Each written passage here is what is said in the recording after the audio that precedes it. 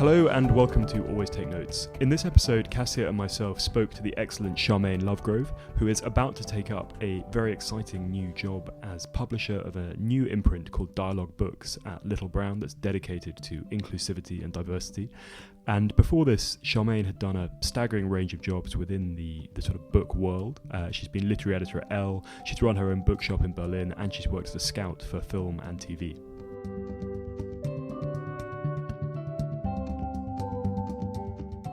Yeah, she was completely fascinating, and as well as charting the course for her own career and really taking us through that, it's been very varied, as Simon said. We also spoke to her more about the issues relating to diversity in the publishing industry and how she's experienced that, and the cliqueyness as well of the British publishing industry. We also spoke to her more about her hopes and aims and her vision really for Dialogue Books. And because we always take notes, we also try to dig a little deeper into the nitty-gritty issues of scale and budget as well. So a lot in here that is really important as well as entertaining, and we hope you enjoy listening as much as we enjoyed speaking to her. Yes, so Sharmaine, perhaps you could tell us a bit first about your route into the industry, and particularly how your time in Germany kind of played with getting you to where you are today. Sure. Essentially, I knew I wanted to work with books since I was 8 years old, and I remember I'm from Battersea, and on Northcote Road we had this bookshop called Bolingbroke Bookshop. And I went there and the bookseller sold me Boy by Roald Dahl, and it was in a brown paper bag, and I was literally like, if I could make people this happy, my world would be made. And I obviously didn't go to the doctors or have anything legal when I was that young because, you know, I was like, being a bookseller is king. And so it just never occurred to me that I would do anything else. And then when I was 16, or when you get your national insurance card, so 15 and 3/4, then I started working at Ottokar's in Clapham Junction, and then I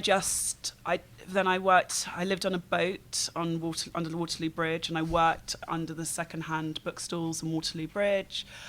So during the week, I actually worked as a runner for television and film production companies in Soho, and then at the weekends I would work. That's how I paid rent. I worked between sort of 16 and 19, but I worked for bookshops. I worked at Foyles, and then I started working at the London Review Bookshop when I was 23. And I always thought I was going to make documentary films because I didn't think being a bookseller was particularly lucrative, or that, like, I mean, it was really interesting, but I just didn't think it was like a career, which it, is still questionable whether or not with the living wage, whether or not it could be. So I thought I should make documentary films. So I was really interested in people. So I went to UCL as a mature student, and I studied politics and anthropology. And then I started working at the London Review Bookshop, and partly also working with the different teams in the magazine, thinking about different ways. That was a really great moment because Samir just walked in as I was saying about working at the LRB and what that time was like, which was incredible, and meeting people like him when we were in our 20s. And then whilst I was at the bookshop, whilst at the bookshop, I started a master's at Birkbeck in international political economy. So I didn't have anyone that was interested in the things that I was really interested in. So I didn't know what the model was. And because I'd left home when I was 16, I didn't really have parents. So I didn't really know that there was like this direct route. So I started learning that what other people were doing in the industry, and I realized that I was going for jobs in publicity and I wasn't getting them, and then people would come to the bookshop sort of months later having got that job, and they'd say, oh, I went to Cambridge and I've never worked in a bookshop. And I'm like, yo, why am I not getting these jobs? Because I've worked in loads of bookshops and I've done loads of stuff, and why am I not getting these jobs? And so it became quite clear that I wasn't necessarily supposed to work in-house for lots of different reasons, which were unbeknown to me and also unbeknown to the industry. I think that's what's really important, that the industry is, the British publishing industry is it's where it's defective is that it is unconsciously biased. And I wouldn't say that it's racist, but I would say it was unconsciously biased, that they didn't understand that someone who hadn't studied politics, who had studied politics and anthropology, who hadn't studied English literature could work in these roles. And they just kind of didn't know what to do with all of this energy. So then I wanted to open a bookshop in Hackney in London Fields, but it was, by this time it's like 2001. It was a bit later. No, it was 2007. It was 2007. I wanted to open a bookshop in London Fields. I'd been living there for a long time. The Cat and Mutton had become a gastropub. I was like, I'm from Battersea. I know how this gentrification thing works. I want a bookshop here. Went to the bank. They said no. And then I was like, where has the net book agreement? Which is so all books used to be the same price until 15 years ago. And so where had the netbook agreement? I spent summer going all around Europe, spending like £15 on flights to Italy, Spain, Greece, went to Berlin, and basically Germany still had the book price Findung. So I was like, this is my city, it's very open, it's just an amazing city. I could live here. And I could open a bookshop here because they know the value of a book. So then I went there with £5,000, and £5,000 was supposed to be 10,000 euros. But the day that I moved there, the pound dropped. So £5,000 was supposed to translate into something that was quite healthy. So I was supposed to move in. I met this guy basically, and I was supposed to, like a couple of months before, and I was supposed to he sort of accelerated my move, and then I had to move straight in with him, and then we got married, and now we're married and have a child. So it was good. It worked. I mean, it worked, but basically well, the thing is that without him, I wouldn't have done the bookshop really, because he's a military historian. My husband Thomas, he's a military historian. He just helped me with German and spoke to me for 3 hours every day. And so you're in a new relationship in a new city where there's no black people and no jerk chicken.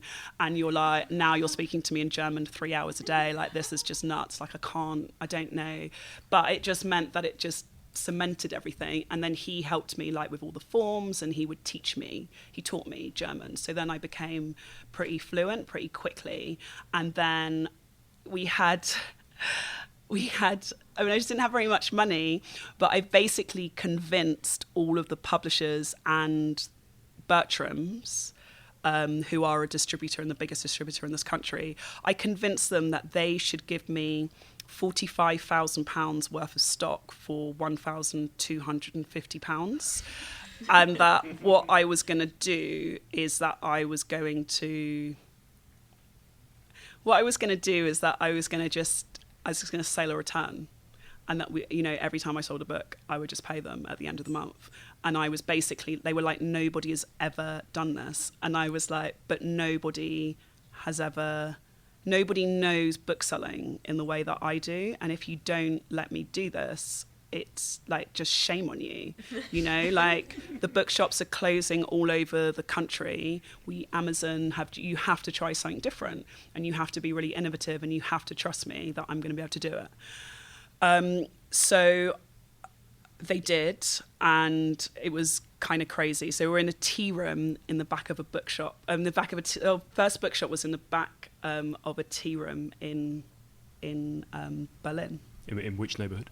It was in Prenzlauer Berg, in a street called Christinenstrasse, and it was called the Tea Room, and we had events downstairs, and it was just, it was like absolutely incredible. Like, it was just a dream, and there I was, like, suddenly owning my own bookshop and calling it something really random like Dialogue Books, and my surname then was Reed, so everyone was like, you should call it Reed Books, and I was like, no, like, this is all about like starting a dialogue and having a conversation, and the conversation about international books and English books. And well, that's a very neat segue for me. I'm really fascinated, firstly, by you talking about selling the sort of physical objects of the books, and then also about your love of your work running, being a runner for films and TV. So I really want to talk to you about your scouting role once you came back to London,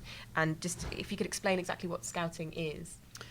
So we moved the bookshop to another area, and it just became a hub, and it became bigger, and it was just really exciting. And then I met this woman called Anna Winger, who is... she went on to make Deutschland 83, and her husband was looking for an English-speaking woman who knew about books. So we met, and Anna is like, within a minute, she's like your best friend. And she was like, oh my God, you should totally work with my husband. And it was like, great. So I met him, and because I'd already worked in development, then although they didn't know that, like I was like, oh, by the way, I've actually worked in development, but they were just like, you'd be great at coming up with stories. But then I just felt like it took too long, because there were lots of West Germans and East Germans, and they still have a conflict. So I was like, this takes a long time. Why don't we do this from the books in my bookshop? Like, why don't we literally take the stories? Because rather than arguing about the authenticity of a character, what we could actually do is just use a book. And they were like, that's a great idea. And I was like, if we look in the back of a book, or if we look in, I can work out who has the rights to the book.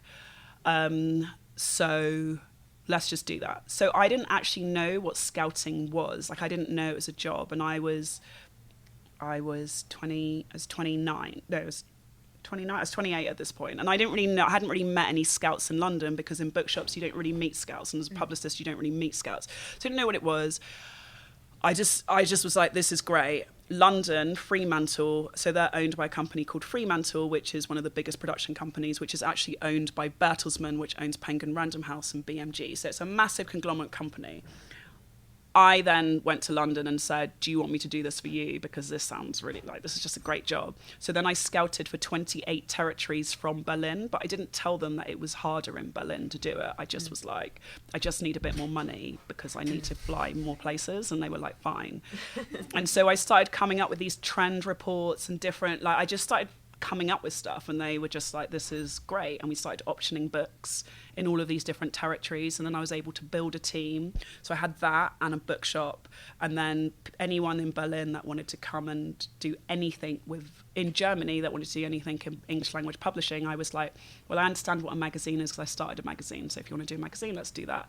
So it just kind of snowballed really quickly. Can you sort of dig down a little bit into the actual sort of process of scouting, and what and how you, I mean, obviously you can spot a book that you enjoy, but what is it exactly that you were doing? Were you moulding the story, or were you just sort of sorting out the rights? Or so the process is I go and meet with the production companies that I work for. They tell me what stories they would like to tell. They tell me what actors, directors, the talent that they've met, and who are going to tell those stories.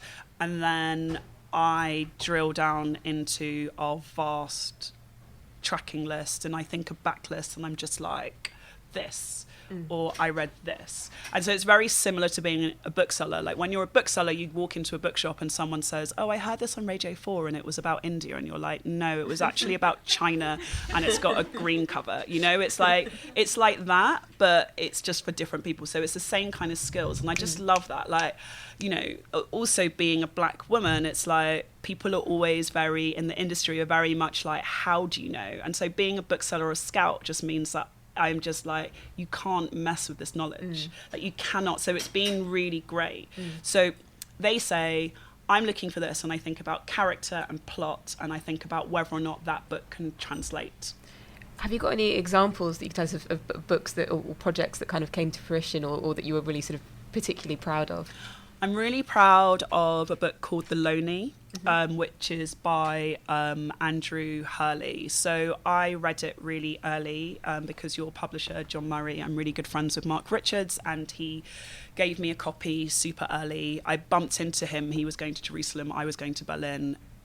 We just had a chat, and I was like, that sounds amazing. When you're ready, give it to me. I bumped into him a few weeks later on the tube, and he was like, I've got a proof, here you go. I read it. I was like, this, I know exactly who needs to make this. And so I work for a company called DNA Films. They make they made Ex Machina, The Beach, Last King of Scotland. You know, I just knew Leah Clark, one of the producers there. I just was like, this is so Leah. Leah read it, loved it. There was a 15-way auction, but because I'd had so much time, then we basically worked on sort of 3 drafts together of like what the pitch would look like. So the agent of this book really doesn't like scouts, and in particular doesn't like me. So she wanted to do anything she could to make sure that like none of my companies ever get anything that she's selling. But because we do our work really well, and because we know the story, we know the book, and the attachment is amazing, got Film 4 involved like super early.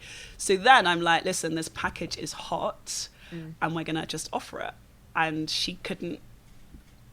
So then Mark and Lucy, the agent, like it all just worked really neatly. And there was the literary agent, not the film and television agent, the literary agent. It just worked really neatly. And then it won like British Book of the Year last year. It just won loads of awards. It was like in the bestseller list, and I'm just like, yo, man, like, you know, we get it. And also whenever we meet other companies to talk to them about working for them, they're like, what? They always ask me this question, and they're like, so what book are you like most proud of? And I'm like, The Lonely, and they're like, we really went in for that. And I'm like, yeah, everyone went in for it because it's an amazing Gothic, British Gothic novel. Don't feel bad. Don't feel bad, and we'll do it for you as well.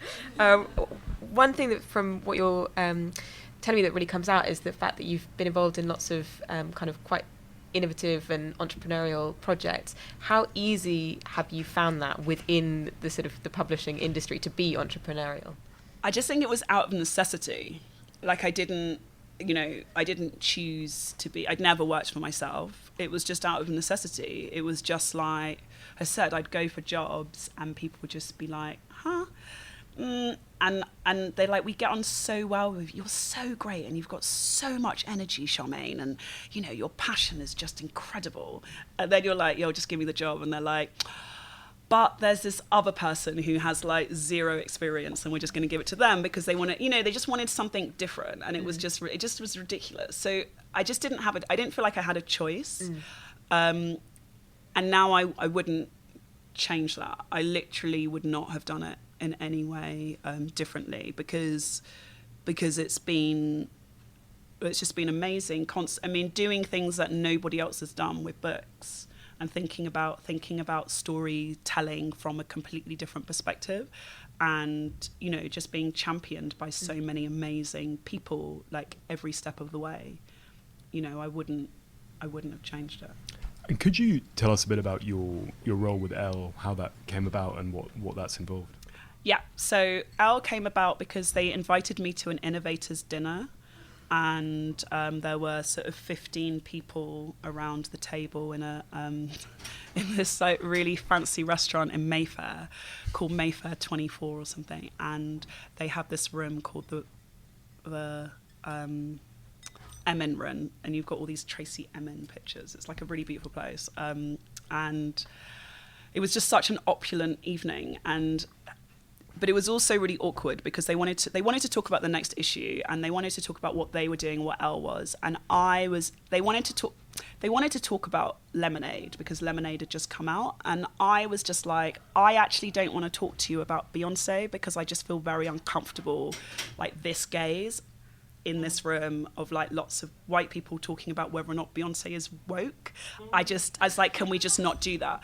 So I just was me and just said this and this. And then they said, do you read ELLE? And I said, no, because you say slay, but then you say, let's read Santa Sebag Montefiore. And it just doesn't make sense to me. Like if you have Chicklet and then you say empowered women. So then they basically were like, do you want to do that? And I was like, yeah, I mean, it makes sense because as a scout, I'm reading 2 years before something's published. And as a literary editor, I'm reading, well, I don't actually read for ELLE. I just have, again, like my assistant, you know, we keep a very complex list of tracking. I'm not going to miss all of that. But we keep a very complex list. So when they say, okay, it's this issue, like now we're working on September. So then I just go in and I'm like, what did I read a year and a half ago that would work for September, and then I'll look at it. But I can't look at proofs 3 months before, because I can't stop my flow of reading, because it's really important. So were you writing reviews, or was it kind of more roundups? Yeah, or I'm writing reviews, I was writing roundups. I'm just writing about I sort of write a lot of trend stuff, because I'm writing about trends all the time anyway. So then I'm like, short stories, for example, right now, I just love a lot of the short story collections that are coming out, and short stories don't often get championed. So tomorrow, my last online piece for them will be about slim reads for your suitcase. So I'll and they're just like, what do you want to do? And I'm like, actually, there's some really great collections, so why don't I do that? And then I'll kind of make it ellified, which is fun. Right. And with your next move, with Dialogue Books coming up next month, how did that come about? And could you tell us a bit about what it's going to mean? So I was with a good friend of mine, Julia Kingsford, who's an agent and a great champion for diversity in the industry. And we were at this dinner called the Book Society Dinner. And it's like being at Formal Hall, because you kind of have to stand up, and then they say, this is Sharmaine Lovegrove from Dialogue Scouting, and everyone claps, and you're like... And then you're invited by Julia Kingsford from Kingsford Campbell, and it's very formal and very, very publishing. And so I was invited, and I was like, yeah, it's really funny that there's always this issue about women in the industry when it's half men, half women, and I'm the only person of colour. And I met Charlie King, who is the MD of Little Brown, and he's really, really amazing person, and I know he's really open, and he's young, and just totally up for change and a challenge. And so I took him, Julia, and Philip from the bookseller to my private members club in Mayfair, and then Philip brought out the issue of the bookseller, and it was a diversity issue, and it said in it, less than 100 books were published by non-white people in a year. And I was like, do you know how many books I've read? Like, do you understand how many books I've published? Like, this is outrageous. Like, what are you doing? We are, as Black people, like, from storytelling communities, and now it's just like this is just so outrageous to me that, I feel it and I know it from what I'm reading, but I don't have the whole industry stats, but I can kind of feel, I know it, but to see it on the page was just like startling. So they were like, what do you think we should do? And I was just like, well, you have Virago, which is the women's imprint that was set up in the 50s. And, you need to have a diversity imprint. You need to stop talking about it and do something. And you need to have more seniority from people of colour. And they were like, well, who's going to run it? And I was like, yeah, I know. Like, who is going to run that? Like, that's... It's like a really good question. No, but it wasn't, like, people that know me know that I'm not, like, if I want to do something, I'm going to do it. But I'm not like, oh, maybe I should do, like, I'm not like that. I'm just like, yeah, sure, let's go. So they were like, you should do it. And I was like, yeah, let's do this. So I met with Charlie a couple of times. And then other publishers got a whisper that something was happening and started approaching me. And then I was talking to, let's say 4 out of the 5 big publishers. And then I got to make a bit of a choice, and it was clear to me that it was always going to be Little Brown and Virago and Charlie and Hachette. And what is the real kind of aim of the imprint? What are you hoping to do with it? So, I'm obsessed with this word dialogue, and because I think that's what good books do, is that they spark a dialogue. And with Dialogue Books, it's a conversation on diversity and inclusivity. And so we will be publishing BAME, LGBTQI+. We'll also be publishing stories on and about by disabled people, and also looking at class. So it's really looking at stories where we're missing, voices that we're missing from our society. Like, we don't have any books by Black men, for example, right now, like young Black men who in our society. We don't have many books about class. And, there's a book that's coming out about the north of England, and the idea of home, but it doesn't have anyone of colour or London. And I'm like, but our experience of the world is also, and of Britain is also valid, and it should be collective. And it's just about adding that completely different voice, because I just see things differently. So all the books that will be on my list will be about an engagement of people who are othered and marginalised, but not necessarily themselves, because it's a term that's kind of given to us, but it's about inclusivity and including those people into the conversation, into the dialogue. And what is the scale of the project? Do you have an idea of, how many books you'll be looking at a year, or are there any sort of concrete figures of what the imprint will look like when it's up and running? Yeah, so I'm really lucky that I don't have any, it doesn't work that I'm kind of given a budget. I mean, I'd love it if they were like, so here's £2 million and you've got to do something with, because then I'd really feel like I was properly running my own company, which I'm used to doing. But how it actually works is that every time there's a book that I want and that I feel very passionate about, I then have to go through a process of acquisitions. And it, which is really interesting in itself. And so the first year I'll be publishing 4 to 6 books, and then 6 to 12, and then we'll win like the Pulitzer, Booker, prizes, because we'll just have really original voices that no one's heard. So we'll always be doing something differently, and there'll always be groundbreaking, and there'll always be quality writing, which has always been the question, as if someone of colour couldn't write. I mean, it's like where there's a question, it's like, I don't have that question. And also what's really important about the imprint is that what's really important to me about this imprint is the fact that it's about audiences, and it's about readers, and it's also about engaging readers. Like that's, if you think about everything that I've done, it's always around storytelling to the end. And I believe in an industry that starts with the author and ends with the reader. And anything that doesn't consider that, which is quite a lot of people, I've just got like zero time for, because that's what we do.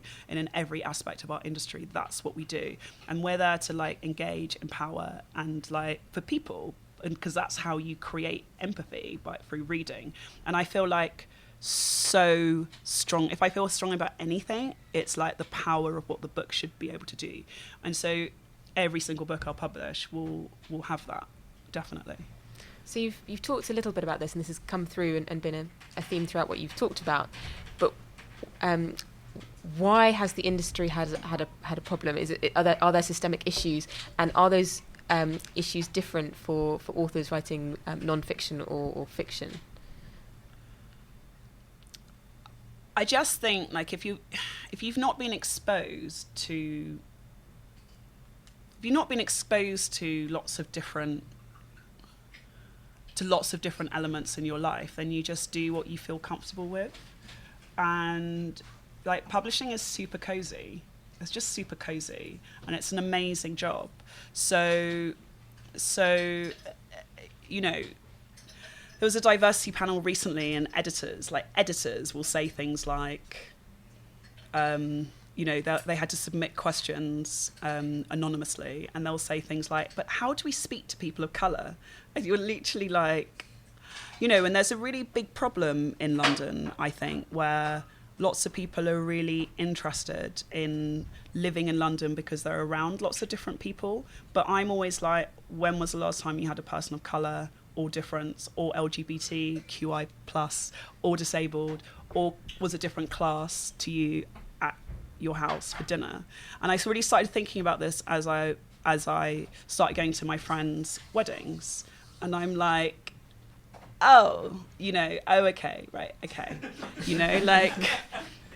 I started realizing this, and I'm like, if you don't have people that are different around the table in your home, then you're not really listening to those people. So you're not really gonna be like, we also need those people at work. And you might want to live around them, and it's fun to live in Hackney and great to live until you move to the home counties, but it's not, and I'm being really serious, because we've got into like I've been watching this my entire career for, since for 20 years. And I'm like, I just see it. And the excuses that people give doesn't match up to how they live. And I'm like, until you rectify how you live, and then you can't change how you work. You just can't do it. It's absolutely impossible. And so I feel like the industry itself is just comfortable and cozy, and it's not very open. And so therefore the books we publish are comfortable and cozy. So the books they publish are comfortable and cozy and not very open. Because I'm not a publisher yet, but I have been on the other side and watched these books come through my bookshop, watched these books come through as a scout, watched these books come as a literary editor. So, I'm just like, I'm there not to be disruptive, but to be just bolder, but also not, because it's so natural for me. Like, it's not a question to me, people of colour or LGBT. Given this sort of history and tradition of coziness, is there a risk that now that there is a specific imprint, it'll be like, oh well, job done? Is there a risk of those kind of books being siloed into a different category when they shouldn't be? No, because now, I mean, it's their own moral imperative. It's their own moral imperative. And as soon as they understand that, basically, I just need to make sure that the books that I choose sell, and that as soon as there's a commercial imperative, then people, it's a big trend. And the issue that we have as an industry, so where it's really different in film and television, is that if someone's made a film or someone's made a television series, then nobody wants to make anything similar. So it's really original. Like, film and television is really, really original, whereas books aren't. So once someone has made a Gone Girl, it's copycat publishing, everybody wants to make that. And then you have really great books like yours that can exist in its own place because your publisher has made money, and so therefore they're willing to do something really interesting and something that actually looks at the world from a different perspective. But they can only do that if they balance the books. So, once they see that there is a more commercial imperative, and once they understand that there's audiences and that we're not so scary, then it's gonna change. And already I'm seeing lots of books coming through that are by people of colour, but that aren't necessarily right for me in my list. It's also taste as well. So to wrap up, we've got a number of questions that people have contributed online on social media. The first one is from Julia Kingsford, in fact, who said, "Hi Julia," who said, "If there were one book published across all time that you could have published, what would it be and why?" And this ties in with another question that we had from Louisa Salma, who said, "Who are your all-time favourite authors?" One book. Julia. Can you explain who Julia is again? So Julia is she actually started World Book Night, where she used to work at Foyles, and then she founded World Book Night, and she's an amazing marketing whiz who became an agent. She's Nikesh Shukla's agent, and a lot of people from The Good Immigrant, and she's just an amazing woman who really does go beyond to champion diversity in our industry, and a very good friend. So my one book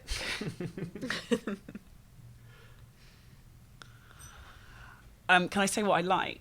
And then you have to answer the question. Oh God. Of all time? All time. Oh one my book. God.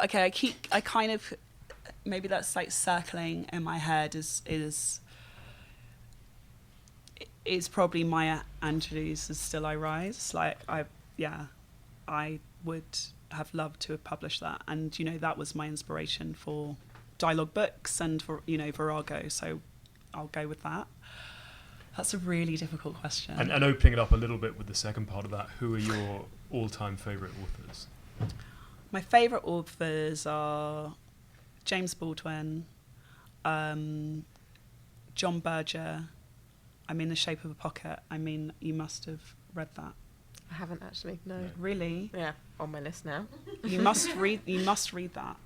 I think I'm surprised you haven't read it for your book, because it's really incredible, and there's some amazing, it's about art and culture, and there's some and there's an excerpt where he talks about paint, and it's just one of the most stunning sentences, paragraphs that I've ever read. I love his work so much.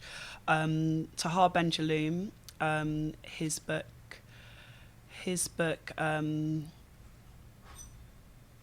Blindness. No, not, sorry, let me just think of the title of his book. This Blinding Absence of Light. It's about a group of men who are imprisoned in Morocco. There's a small gap of light, and each of them has a skill. And whilst they're imprisoned, they have to. So one can tell the time. One's really good at storytelling. Amazing. So Tahar Benjaloum, Maya Angelou. Oh my God, this is so difficult. Roald Dahl, definitely. I love Judy Blume. I mean, I just like. It's so.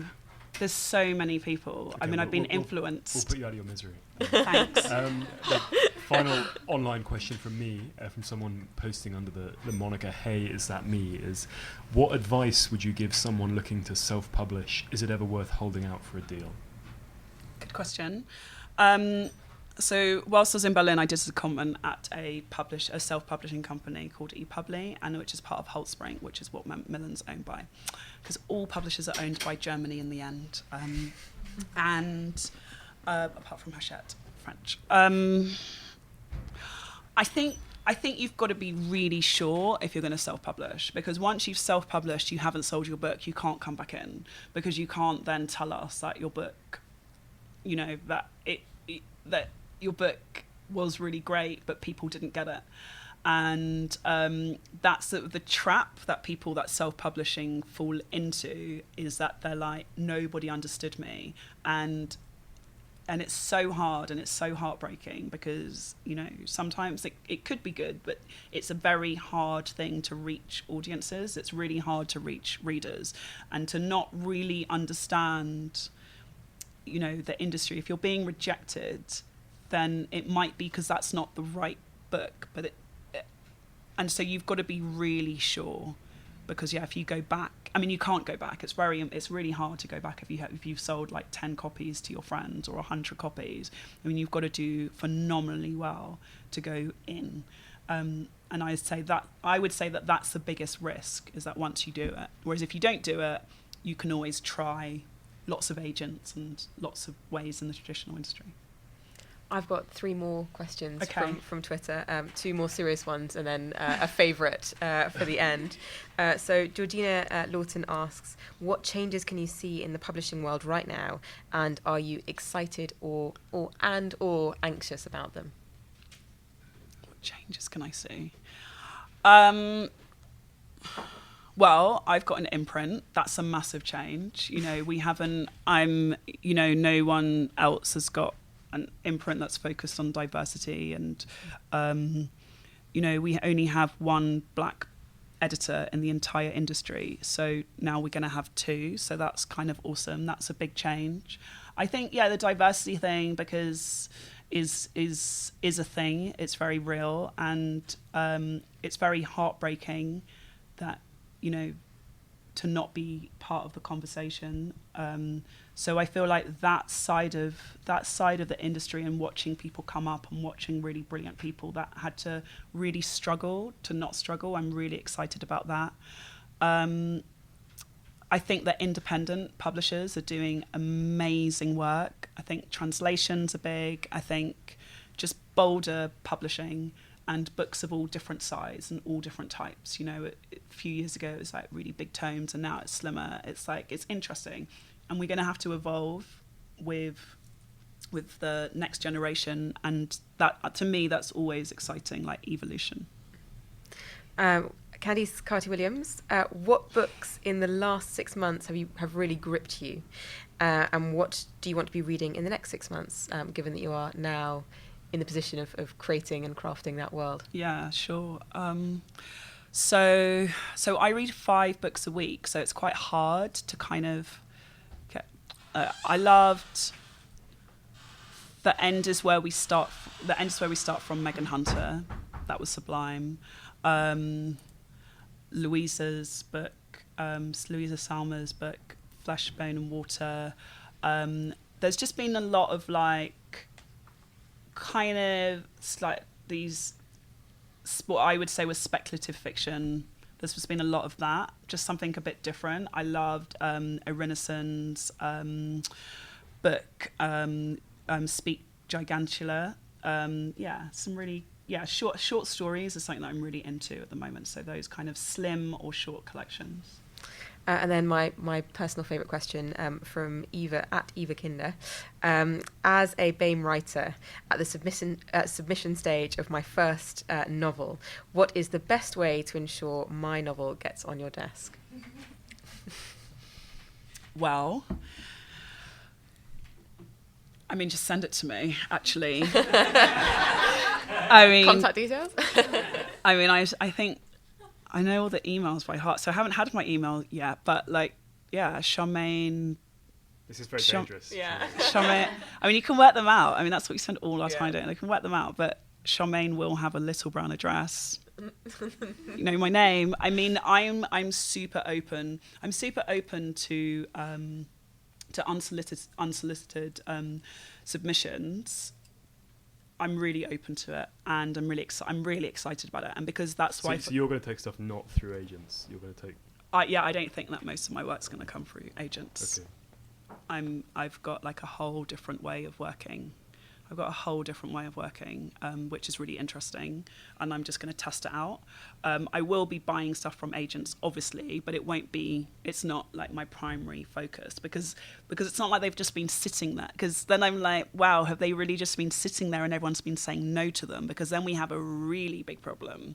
Do you know what I mean? Like if it was like they had to wait for a black publisher to start in order to have these books, like that's when I'd have to actually consider whether or not I even wanted to work in an industry that would even do that. So as far giving the industry the benefit of the doubt, those books haven't been coming through in the way that they should have been. So therefore, my job is to go and find those writers. So yes, unsolicited. But so my big advice is please have your friends read it first, and please get a proofreader, because it has to, you know, for me to read, even if I can see it, it still has to be good. But I think especially what's going to be interesting is that I think people from those communities will know that they have to be better, because in life they have to be. Like, that's what's really interesting. They already have to be better. It's just that I've got to now spread a message of like what the actual tools are. So you have to be proofread. You have to try and get an editor, just someone to comb through it and make sure that, you know, it is the punctuation, grammar, spelling, so that when I share it with my team, then I can be like, look, see, the quality and the story is there, and we don't have to do so, you know, crazy, you're not rewriting it. So yeah, just tell her to send it. Consider her told. Great. Sharmaine, thanks for being such a star and for such a fascinating talk. If we can have a round of applause for Sharmaine. Thanks for the questions.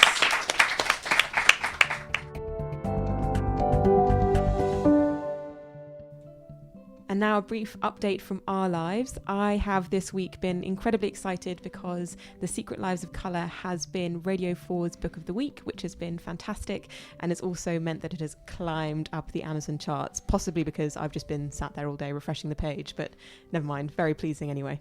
All joking aside, that's a huge plaudit for Kassia to have the book in that very prestigious slot, and very well done to her. Whoop, whoop. She's also supervising the construction of her shed, which is approaching completion. On my side, I've been working on a draft of the final section of my book, and also a draft of a piece I'm writing for Outside Magazine in the States. So that's it from our respective occupations. Sheds. Yep. And we look forward to having you with us next time.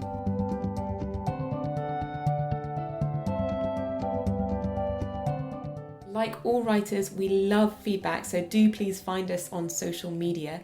On Facebook, you can just search for us at Always Take Notes. On Twitter, we're at Take Notes Always. And we're also on Instagram.